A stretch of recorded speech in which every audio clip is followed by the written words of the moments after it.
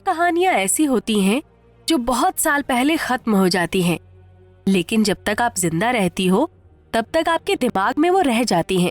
आज ऐसा ही एक सच आप सभी को सुनाने जा रही हूँ। मैं हूँ शीतल और ये कहानी है मेरे कॉलेज के टाइम की। उस वक्त तो जिंदगी मानो इतनी फास्ट थी कि लगता था जो मर्जी हो हम लोग वही कर सकते हैं। लेकिन इस भागदौड़ भरी जिंदगी में हम ये भूल जाते हैं कुछ सच ऐसे होते हैं जिन्हें कभी झुठलाया नहीं जा सकता, और वो है आत्माओं का सच, जिनको हम चाहकर भी खुली आंखों से नहीं देख सकते, लेकिन वो होते हैं, हमारे आसपास इर्द गिर्द घूमते रहते हैं। मेरे दो दोस्त थे, अनिल और राकेश, लेकिन उन दोनों को इन सब बातों में सच्चाई नजर नहीं आती थी। लेकिन उस घटना के बाद हम लोगों की जिंदगी मानो पूरी उलट पुलट हो चुकी थी। 2015 की बात थी ये। तब हम लोग इंजीनियरिंग के लास्ट ईयर में थे। तभी हम लोगों ने तय किया था कि हमें काली पहाड़ियों के जंगलों में जाना है, जहाँ पिकनिक मनाने के लिए तो कोई जाता नहीं था, क्योंकि सभी को लगता था कि वो जंगल डरावने हैं, वहाँ तरह तरह की भयानक घटनाएं घटती हैं। लेकिन हमें तो वहीं जाना था और हम चले भी गए। अरे राकेश, गाड़ी धीरे चला बाबा, इतनी स्पीड से कार कौन चलाता है, सामने किसी को लग जाएगी।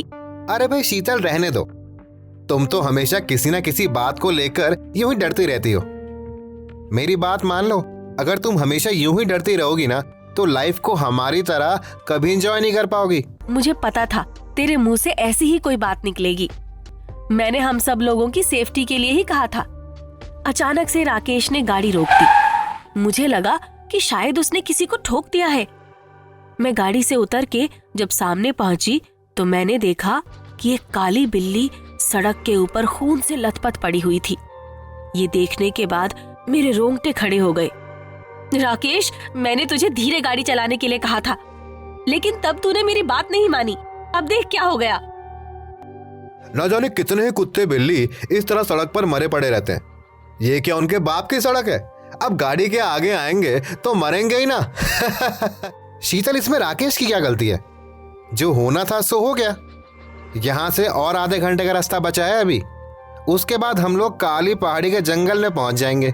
काली बिल्ली का रास्ता काटना बहुत ही अपशगुन माना जाता है, और यहाँ पर तो उसकी मौत हो चुकी थी। राकेश और अनिल को उस बिल्ली की मौत को लेकर कुछ फर्क नहीं पड़ा, लेकिन मन ही मन मैं घबराती रही, पर उन लोगों के सामने कुछ भी नहीं कहा। पर लग रहा था कि कुछ अपशगुन होने वाला है। हम लोग कुछ ही दूर जाकर काली पहाड़ी के जंगल के पास पहुंच गए।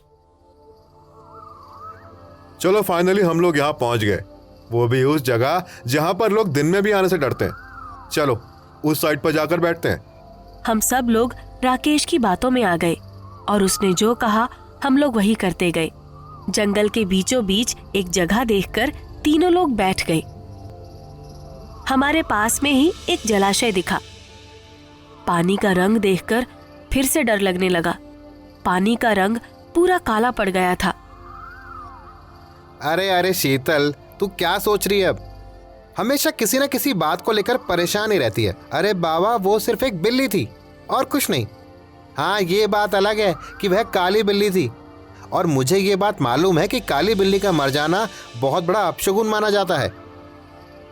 लेकिन सब कुछ तो ठीक ठाक है ना, तो फिर क्यों ऐसे डर रही है तू? हम लोगों ने खाना खा लिया और उसके बाद आसपास का मंजर देखने के लिए हम लोग चल पड़े।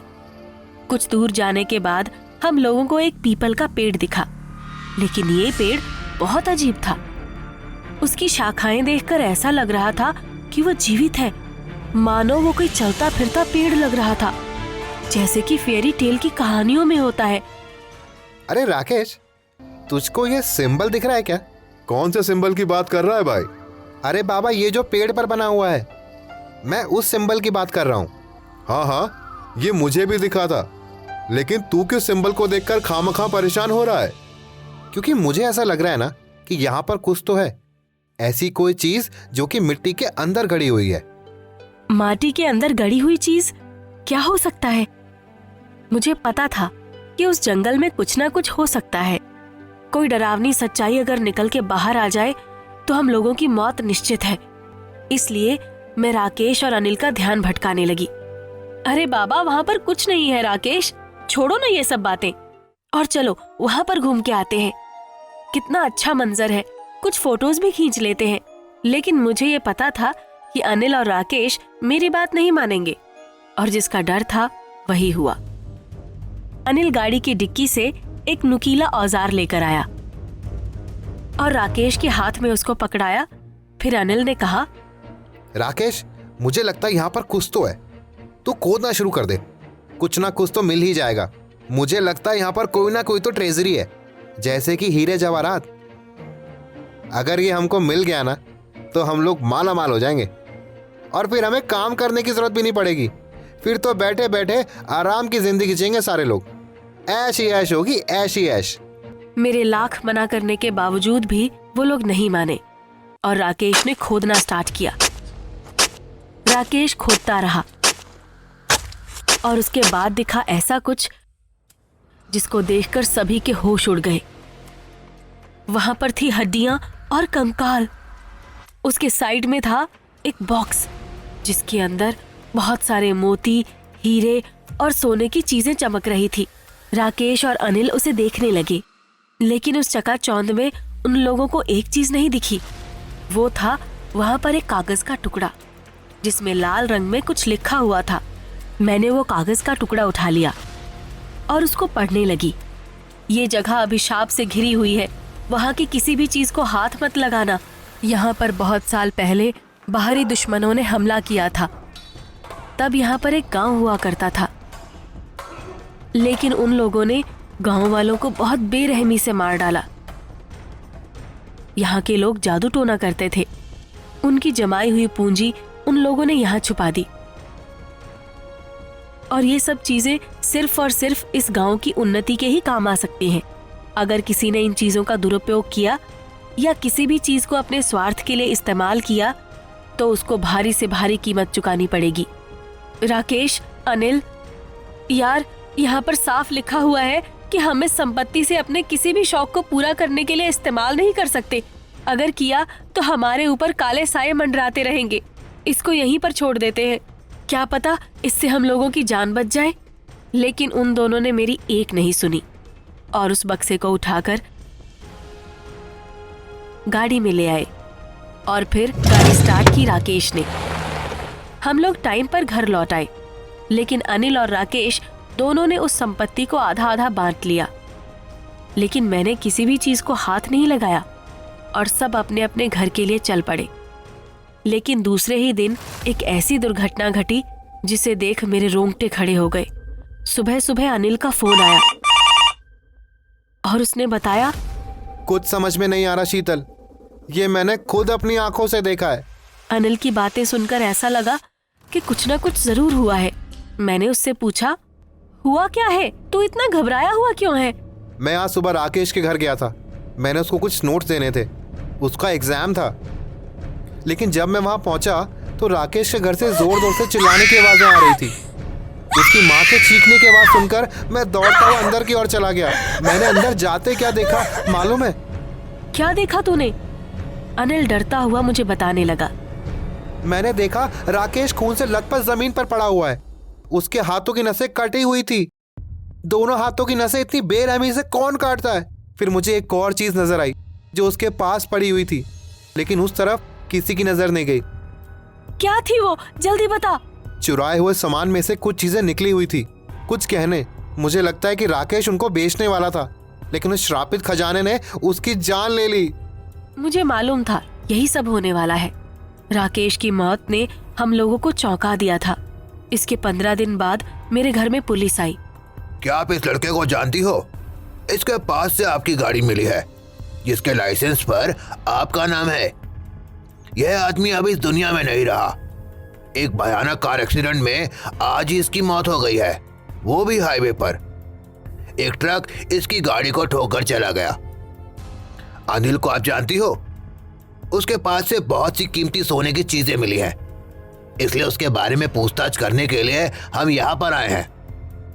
उस पुलिस ऑफिसर की बात सुनकर तो मेरी जान ही निकल गई। पहले राकेश की मौत और अब सामने थी अनिल की इस तरह से चले जाने की सच्चाई। लेकिन मेरी गाड़ी लेकर वो जा कहाँ रहा था? उसको चुरा के कहीं दूर भाग जाना चाहता था वो, लेकिन उस शापित चीज ने उसकी भी जान ले ली थी। अब बारी थी मेरी। मुझे पुलिस ने छोड़ तो दिया, लेकिन अंदर ही अंदर एक घुटन सी महसूस हो रही थी। तब मैंने पास वाले एक प्रसिद्ध मंदिर में जाने के लिए सोचा। एक शिव जी का मंदिर था। वहां जाके थोड़ा सुकून महसूस हुआ कि सामने से एक साधु आके खड़े हो गए और कहने लगे, तूने क्या सोचा? तेरे पास वो चीज नहीं है तो क्या वो आत्माएं तुझे छोड़ देंगी? कभी नहीं। तुम तीनों ने मिलकर उस भटकती आत्मा को मुक्त किया है। वो तुम सभी को मौत के मुंह में ढकेल देंगी। कोई भी बच नहीं पाएगा। तू कहीं भी जाकर छुप जा, लेकिन वो आत्माएं तुझे ढूंढ ही निकालेंगी। मैं तुरंत वहां से अपने घर लौट आई और उस साधु का चेहरा और उसकी बताई हुई बातें मुझे परेशान करती रही। मैं बेडरूम में जाकर सोने ही वाली थी कि अचानक मुझे दिखा वो बॉक्स। उसमें हीरे और सारे सोने की चीजें भरी हुई थी और वो चमक रही थी। मैंने ये देखकर तुरंत वहां से भागने की ठान ली। तभी वो साधु फिर से मुझे देख गया। आप अंदर कैसे आ गए? ये बक्सा कैसे मेरे घर के अंदर घुस आया? मुझे मालूम नहीं चला। अब ये आत्माएं मुझे खत्म करने की साजिश रच रही है, लेकिन मैंने तो कुछ गलत नहीं किया। मैंने तो वहां से कुछ भी नहीं चुराया। फिर ये सब क्यों हो रहा है? अरे मूर्ख लड़की, बुरा काम करने से कोई बुरा नहीं बन जाता। बुरे कामों में हाथ बटाने से, उसका साथ देने से मनुष्य पाप का भागीदार बन जाता है। इसलिए तुम्हारे कुछ ना करने पर भी तुम उस दलदल में फंस गई। लेकिन मैं इतनी दर्दनाक मौत नहीं मरना चाहती। अगर मैं अभी मर गई तो मैं भी इन आत्माओं की तरह भटकूंगी। कुछ कीजिए आप, मुझे ऐसी मौत नहीं मरना। मुझे पछतावा है, लेकिन अब मैं क्या करूं? इस खजाने में आत्माओं का वास है। तुम इस खजाने को जहां से लेकर आए हो वहीं इसको वापस छोड़ाओ, तभी यह आत्माएं शांत होंगी। तभी मैंने देखा कि मेरे घर की सारी चीजें उलट पुलट होने लगी, इधर से उधर जाकर गिरने लगी। इसके साथ ही कुछ डरावनी चीखें मेरे कानों में गूंजने लगी। मैंने कैसे भी करके उस साधु की मदद से उस बॉक्स को उठा लिया और काली पहाड़ी की तरफ निकल पड़ी। कोई इतनी रात को वहां जाने के लिए राजी नहीं हो रहा था। तब जाकर एक जरूरतमंद टैक्सी ड्राइवर मिल गया। उसके साथ हम काली पहाड़ी तक पहुंचे। मैं शिव का परम भक्त हूँ, बिल्कुल तेरी तरह। इसलिए संकट के दिनों में तेरी सहायता यहाँ करने आया हूँ। अब चल, हम लोगों को जाकर इसको इसकी सही जगह पर भी तो रखना है। बिल्कुल भी मत डरना, तेरे साथ शिव जी का आशीर्वाद है। मुझे उस साधु की बात पर विश्वास आ गया। जंगल पूरा अंधेरे से ढका हुआ था, कुछ नजर नहीं आ रहा था। तभी मुझे एक रोशनी दिखाई दी। साधु ने फिर मुझे कहा, यह कोई ऐसी वैसी रोशनी नहीं है बेटी। स्वयं महादेव ने इसको तेरी सहायता के लिए भेजा है। तो इसको देखकर चलती रहना, मार्ग खुद ब खुद प्रतीत होता जाएगा। मैं उस रोशनी को देखकर चलती गई और उसके बाद दिखा वो पीपल का पेड़। वहां मुझे शापित आत्माओं की भीड़ दिखी, लेकिन वो लोग मुझे डराना नहीं चाहते थे। मैंने जाकर उस बॉक्स को उन्हीं के सामने रख दिया और तुरंत वो बक्सा खुद ब खुद माटी के अंदर चला गया। उसके बाद मुझे वो आत्माएं भी नहीं दिखी, डर भी चला गया। बेटी तू अब काली शक्तियों की गिरफ्त से बिल्कुल मुक्त हो चुकी है। अब कोई भी बाधा नहीं है तेरे ऊपर। जो अभिशाप अब तक तेरे सर पर मंडरा रहा था, उससे तू अब मुक्त हो चुकी है। उस रात मैं साधु के साथ ही घर लौट आई थी, लेकिन मंदिर में जाकर जब उस साधु के बारे में पता लगाने की कोशिश की, तब मालूम चला कि उस नाम का कोई वहां पे नहीं है। शायद भोले बाबा ने खुद किसी को मेरी मदद के लिए भेजा था। उस दिन मैंने सीखा कि कुछ राज अगर राज ही रहे तो बेहतर है। उससे पर्दा हटाने वालों का हश्र हमेशा सुखदायक नहीं होता। अच्छा करने से ही अच्छा होता है और बुरे कर्मों का अंत हमेशा बुरा ही होता है। अंत में यही जिंदगी की सच्चाई है।